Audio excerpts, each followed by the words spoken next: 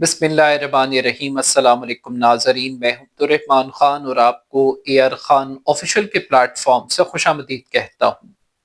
नाज़रीन, अमरीकी सदर डोनाल्ड ट्रंप की जानिब से गजा अमन मंसूबे के दूसरे मरहले का आगाज कर दिया गया है। अमरीकी सदर की जानिब से गजा पीस बोर्ड के अरकान के नाम सामने लाए गए हैं। इस पीस बोर्ड में कौन कौन सी शख्सियात शामिल हैं? इस पीस बोर्ड में किसी मुसलमान शख्सियत को, किसी मुसलमान मुल्क की नुमाइंदगी को शामिल क्यों नहीं किया गया? इस पीस बोर्ड का रोल है क्या? ये गजा में करेगा क्या? और जो नाम इस पीस बोर्ड में लाए गए हैं, शामिल किए गए हैं, क्या हमास उन नामों को तस्लीम करेगी? मैंडेट क्या है? क्या गजा में तामीर नौ मकसद है या गजा के ऊपर इसराइली और अमरीकी कब्जे को यकीनी बनाना है? आज के इस वीलॉग में हम गजा में अमन के दूसरे मरहले और गजा पीस बोर्ड की तश्कील पर बात करेंगे। मीडिया रिपोर्ट्स के मुताबिक अमरीकी सदर डोनाल्ड ट्रंप की जानिब से गजा अमन मंसूबे के दूसरे मरहले का आगाज कर दिया गया है। इस दूसरे मरहले में अमरीकी सदर की जानिब से एक गजा पीस बोर्ड के नाम से एक कमेटी, एक ग्रुप तश्कील दिया गया है। इस कमेटी की कंपोजिशन क्या है, सबसे पहले मैं उस पर बात करता हूं, फिर इसके रोल पर और इस पर होने वाली तनकीद पर हम बात करेंगे। सबसे पहले अमरीकी सदर डोनाल्ड ट्रंप खुद इस पीस बोर्ड के सरबराह हैं। इस पीस बोर्ड की सबसे खास बात यह है कि इस पीस बोर्ड में किसी भी मुसलमान शख्स को शामिल नहीं किया गया। किसी भी मुसलमान मुल्क को इस कमेटी के अंदर नुमाइंदगी नहीं दी गई। ये सबसे इंपॉर्टेंट बात है। और दूसरी अहम तरीन बात यह है कि इस कमेटी में 95% अरकान वो अमरीकी शहरी हैं, अमरीकी शहरियत रखते हैं। यानी कि एक तरफ मुसलमानों की नुमाइंदगी बिल्कुल नहीं है, और अगर आप इंटरनेशनल कम्युनिटी की बात करें, पूरी दुनिया की रिप्रेजेंटेशन की बात करें, तो वहां पर भी आपको 95% नाम सिर्फ अमरीकी ही दिखाई देंगे। और वो शख्सियात शामिल की गई हैं जो इसराइली नैरेटिव को सपोर्ट करती हैं, इसराइली पर्सपेक्टिव के साथ चलती हैं।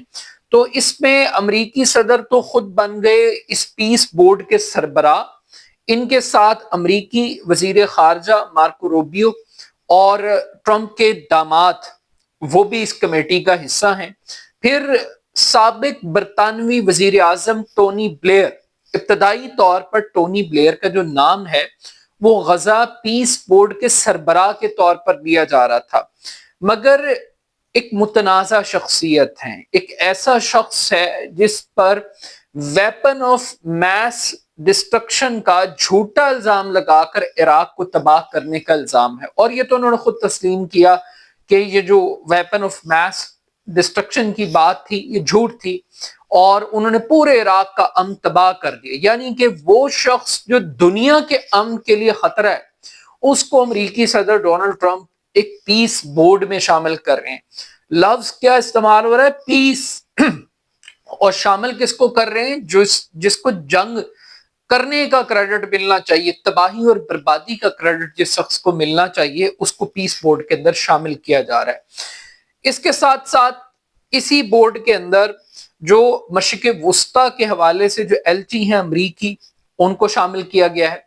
फिर इसमें कुछ कारोबारी शख्सियात को, अरबपति शख्सियात को शामिल किया गया। फिर एक बल्गारिया से एक पॉलिटिशियन है, उनको शामिल किया गया है। फिर इसके अंदर जो वर्ल्ड बैंक के सरबराह हैं, अजय साहब जो हैं, वो एक सिख हैं, सरदार हैं, उनको शामिल किया गया है। और ये जो सरदार साहब हैं, इनके बारे में भी आपको बताता चलूं कि ये 2007 से अमरीकी शहरी हैं।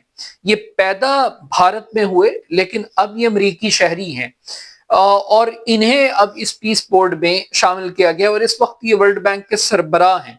پھر اس کے ساتھ ساتھ کچھ اور لوگ بھی شامل کیے گئے. ابتدائی طور پر یہ 7 لوگوں کا گروپ ہے. اس 7 لوگوں کے گروپ میں 3 مزید لوگ ہیں، جس میں ایک امریکن جرنل ہیں، ان کو شامل کیا گیا ہے. ان کے ساتھ 2 اور ایڈوائزرز شامل کیے گئے ہیں اس پورے گروپ کے اندر. مگر جو سب سے الارمنگ بات ہے کہ ایک ایسا علاقہ، ایک ایسا خطہ جس کی 99% آبادی مسلمان ہے، اس مسلمان آبادی کی ریپرزنٹیشن نہیں ہے کہ ان کی نمائندگی کون کرے گا، انہیں کون یقین دلائے گا کہ یہ پیس بورڈ ان کے تحفظ کے لیے آیا ہے، نہ کہ ان کے انخلاء کے لیے آیا ہے. اگر کسی مسلمان کو شامل کیا جاتا، کسی مسلمان ملک کی نمائندگی، ریپرزنٹیشن اس میں شامل کی جاتی، تو شاید یہ بڑا فروٹفل ہوتا. اب یہ بات ہمیں سمجھنی پڑے گی کہ پہلے تو اس بات کو انڈرسٹینڈ کریں کہ غزہ امن منصوبہ ہے کیا. یہ جو غزہ امن منصوبہ ہے، یہ بنیادی طور پر 20 نکات پر مشتمل ایک فارمولہ تھا، جسے امریکی صدر ڈونلڈ ٹرمپ کی جانب سے پیش کیا گیا. اور اس فارمولے کے امریکی صدر کے ساتھ ساتھ 2 فریق تھے. ایک فریق تو اسرائیل تھا اور دوسرا فریق حماس تھا. اب حماس اور اسرائیل کے درمیان عرب ممالک نے، مسلمان ممالک نے بیٹھ کر ایک ثالثی کی اور ان دونوں فریقین کو ایک پیج پر لے کر آئے، اور یوں امریکی صدر کا جو منصوبہ تھا اس کے اوپر ایک اتفاق رائے قائم ہوا. اس اتفاق رائے کو قائم کرنے میں قطر، مصر، ترکی، سعودی عرب، حتیٰ کہ پاکستان، بحرین، عمان، مطلب بہت سارے، جارڈن، بہت سارے عرب مسلمان ملکوں کی قیادت نے اس میں ایک رول پلے کیا. اور پھر اس کی شرم الشیخ کے اندر ایک باقاعدہ سیرمنی ہوئی. اس سیرمنی کی خاص بات یہ تھی کہ اس سیرمنی میں اسرائیلی وزیر اعظم نے شرکت نہیں کی تھی، حماس کی طرف سے بھی کسی کی شرکت نہیں تھی، مگر 4 بڑے اہم ترین ملک، جس میں قطر تھا، ترکی تھا اور مصر تھا، اور درمیان میں ٹرمپ صاحب بیٹھے ہوئے تھے، انہوں نے آپس میں کچھ نوٹس کو ایکسچینج کیا دستخط کر کے، جس سے ہمیں تاثر ملا کہ شاید کوئی ایگریمنٹ پہ کنسنسس ہو گیا. اب یہ جو 20 نکاتی فارمولہ تھا، اس کے 2 مرحلے تھے. پہلے مرحلے کے اندر جنگ بندی تھی، اور جنگ بندی کے ساتھ ہی امداد کی فراہمی تھی. بارڈرز کو اوپن کرنا تھا میڈیکل ایڈ کے لیے، فوڈ کے لیے اور ریہیبلیٹیشن کے حوالے سے. پھر اس میں ایک اور بھی چیز تھی کہ قیدیوں کا تبادلہ تھا، ڈیڈ باڈیز کا تبادلہ تھا. اس پہلے مرحلے کے بعد سیکنڈ سٹیپ تھا کہ ایک پیس بورڈ بنے گا. اس پیس بورڈ سے پہلے ایک ٹیکنوکریٹس کی گورنمنٹ بنے گی. اب یہ جو پہلا مرحلہ ہے، اس کا بھی تھوڑا سا پوسٹ مارٹم کر لیتے ہیں. یہ جو پہلا مرحلہ تھا کہ جنگ بندی ہوگی، ایک خاص پوائنٹ تک اسرائیل اپنی فوجوں کو وڈرا کرے گا اور قیدیوں کا تبادلہ کیا جائے گا، کوئی قتل و غارت گری نہیں ہوگی. مگر بدقسمتی کی بات یہ ہے کہ اسرائیل نے آج تک جنگ بندی نہیں کی. آج بھی غزہ کے اندر اسرائیلی حملوں کا سلسلہ جاری ہے. اب تک یہ جب سے یہ غزہ امن منصوبہ اس کا آغاز ہوا ہے، 440 فلسطینی شہید ہوئے. ان میں 100 سے زائد بچے ہیں جو شہید ہوئے. پھر اس کے بعد یعنی پہلے مرحلے میں آپ کو ایک بددیانتی کا ایک ایلیمنٹ نظر آتا ہے، رکاوٹیں دکھائی دیتی ہیں.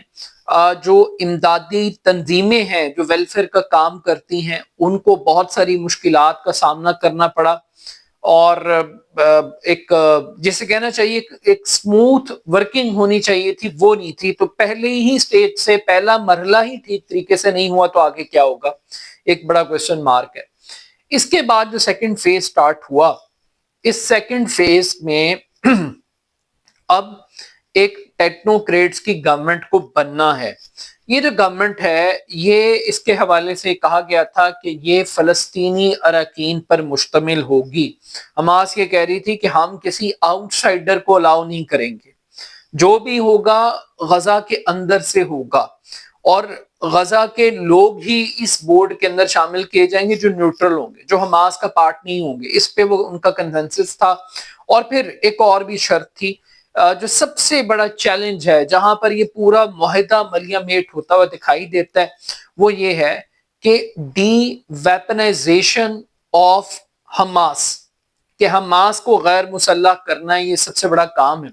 اب حماس کی بھی کنڈیشن ہے، حماس کہتی ہے کہ بھئی اسرائیل نکلے، بارڈر خالی کرے، اسرائیل سے بھی کمٹمنٹ لی جائے کہ ہم اسلحہ پکڑا دیں اور کل کو اسرائیل پھر حملہ کر دے، اس بات کی کیا گارنٹی ہوگی؟ تو ہم اس وقت تک سلنڈر نہیں کریں گے جب تک اسرائیل ہمارے علاقوں سے نکل نہیں جاتا۔ اب اس مقصد کے لیے ایک انٹرنیشنل اسٹیبلائزیشن فورس کا قیام عمل میں لایا گیا۔ یہ ایک نیا کانسیپٹ تھا۔ اس کانسیپٹ کے اوپر ابھی بھی ڈیبیٹ ہو رہی ہے۔ ابھی جیسے میں نے آپ کو بتایا کہ امریکی جرنیل کو جیفرس آئی تھنک ان کا نام ہے، انہیں اس کا سربراہ بنایا گیا ہے۔ اب اس میں کون کون سے عرب ملک شامل ہوں گے، مسلمان ملک شمولیت اختیار کریں گے، یہ بڑا کوشچن مارک ہے۔ پاکستان کے حوالے سے بھی یہ بات کہی جا رہی تھی۔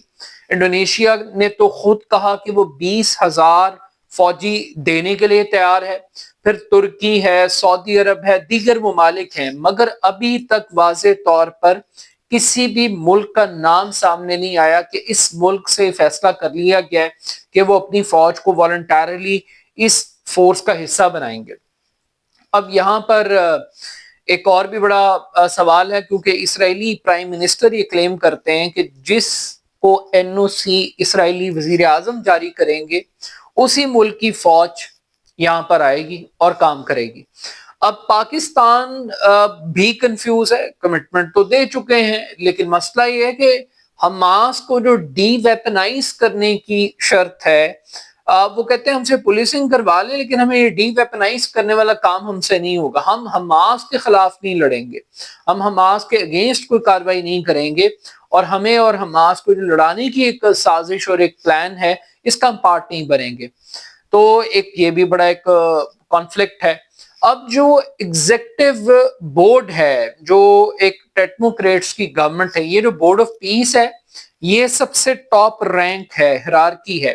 اب یہ جو سارے لوگ ہیں انہیں ایک ایک ڈپارٹمنٹ دے دیا جائے گا، جیسے ورلڈ بینک کے سربراہ کو اکانومی کے حوالے سے رول دے دیا جائے گا، اسی طریقے سے ایک پراپرٹی ٹائکون ہے یا ٹرمپ کے داماد ہیں ان کو جو ٹرمپ کا ایک غزہ پلان تھا انفراسٹرکچر کے حوالے سے، بیچز، ریزورٹس اور کیسینو اور لٹرم پٹرم اس طرح کی چیزوں کے اسپیشلائز کام کچھ کر دیے جائیں گے۔ یہ لوگ نگرانی کریں گے بنیادی طور پر غزہ میں جو عبوری حکومت قائم کی جائے گی ٹیکنیکل لوگوں کے اوپر۔ اب جو حکومت ہے وہ تقریباً کہا جا رہا ہے کہ وہ 15 ارکان پر مشتمل کمیٹی ہوگی عبوری حکومت کی، اور یہ جو 15 ارکان ہیں ان میں سے علی شیعت صاحب کے نام سے ایک شخصیت سامنے آئی ہے۔ ان کے بارے میں کہا جا رہا ہے کہ یہ انجینئر ہیں، آرکیٹیکٹ ہیں، میرے خیال میں شاید سول انجینئر ہیں، اور یہ مصر کی یونیورسٹی سے بھی پڑھے ہیں، خان یونس سے ان کا تعلق ہے، اور ان کو سیاستدان سے بڑھ کے ایک ٹیکنیکل انجینئر کے طور پر دیکھا جا رہا ہے، اور ان کا نام اب تک سامنے آیا ہے، اور ان کے حوالے سے کہا جا رہا ہے کہ یہ جو ایگزیکٹو کمیٹی ہے یہ اس کے سربراہ ہوں گے۔ ابھی تک یہ جو کمیٹی ہے اس کے دیگر نام سامنے نہیں آئے، لیکن ان کے بارے میں یہ بھی کہا جا رہا ہے کہ یہ حماس کے حمایت یافتہ ہیں۔ بٹ سوال بہت سارے ہیں کہ پلان ہے کیا، کیونکہ ایک بڑا سوال ابھی بھی یہاں پر موجود ہے کہ غزہ کے لوگوں کا کیا بنے گا۔ یہ جو تعمیر نو ہوگی اس کے لیے جو مسلمان ملکوں نے پیسہ پرووائڈ کرنا ہے، اسپیشلی عرب ملکوں نے، وہ پیسہ غزہ کے لوگوں کی ویلفیئر پہ لگے گا یا غزہ کے لوگوں کو پہلے تو ہجرت کروائی جائے گی، جو ٹرمپ صاحب کا پلان ہے کہ ان کو صومالی لینڈ کے اندر منتقل کر دیا جائے۔ انہیں کچھ لوگوں کا خیال یہ ہے کہ بنیادی طور پر ٹرمپ کا جو پیس پلان ہے اس میں انہیں غزہ کی زمین چاہیے، غزہ کے لوگ نہیں چاہیے۔ تو یہ ایک بڑا ایک کانفلکٹ ہے اس مطالبے میں کہ یہ جو کچھ ہوگا اس پیس بورڈ کے نتیجے میں، کیا کوئی انخلا ہو سکتا ہے، کوئی ہجرت ہو سکتی ہے۔ اگر ہجرت ہوگی تو یہ سارے مسلمان ملک کہاں پر کھڑے ہوں گے؟ یہ تو بلکہ ایک طرح سے غزہ پر قبضے کا منصوبہ ہوگا، یہ امن کا منصوبہ تو نہیں ہو سکتا، مگر ابھی کچھ خبریں اطلاعات یہ بھی آ رہی ہیں کہ جیسے ہی یہ پیس بورڈ کے اراکین کے نام سامنے آئے ہیں تو اس کے اوپر جو پہلی تنقید ہوئی تو اس نے کہا کہ یار یہ مسلمانوں کے ساتھ اتنا چھوت پن کیوں ہے، مسلمان کیوں شامل نہیں ہے، اس کے اندر کوئی تو ریپرزنٹیشن ہونی چاہیے تھی تاکہ ایک بیلنس پیس بورڈ بنتا۔ یہ تو بیلنس آؤٹ ہے کہ کوئی مسلمان نہ ملک ہے نہ کوئی شخصیت ہے۔ تو اب خبریں یہ آ رہی ہیں کہ ترکی کے صدر سے ریکویسٹ کی جا رہی ہے کہ وہ بھی اس پیس بورڈ کا حصہ بن جائیں، مصر کے صدر سے ریکویسٹ کی جا رہی ہے، ترکی نے کہا کہ ان کو ایک خط موصول ہوا ٹرمپ صاحب کی طرف سے، اور جو مصر ہے وہ یہ کلیم کر رہا ہے کہ السیسی صاحب سے بھی درخواست کی گئی ہے کہ وہ اس پیس بورڈ کا حصہ بن جائیں۔ ایک لمحے کے لیے فرض کر لیجئے کہ یہ دو شخصیات بھی پیس بورڈ کا حصہ بن جاتی ہیں، تو کیا اس پیس بورڈ کو ہم ٹرو اسپرٹس میں لے سکتے ہیں کہ یہ بالکل ٹھیک کمپوزیشن ہے اور ان کی نیت ٹھیک ہے؟ یہ ریہیبلیٹیٹ کے لیے آ رہے ہیں، یہ تعمیر نو کے لیے آ رہے ہیں، انفراسٹرکچر بلڈنگ کے لیے آ رہے ہیں، یہ قبضے کے لیے اور انخلا کے لیے نہیں آ رہے؟ ایک بہت بڑا سوال ہے۔ بہرحال دیکھتے ہیں کہ ٹرمپ کا غزہ کا امن منصوبہ کامیاب ہوتا ہے یا ناکام۔ اپنا فیڈ بیک مجھے ضرور دیجیے گا۔ میرے YouTube channel AR Khan official کو ضرور سبسکرائب کیجیے گا۔ بہت شکریہ، اللہ حافظ۔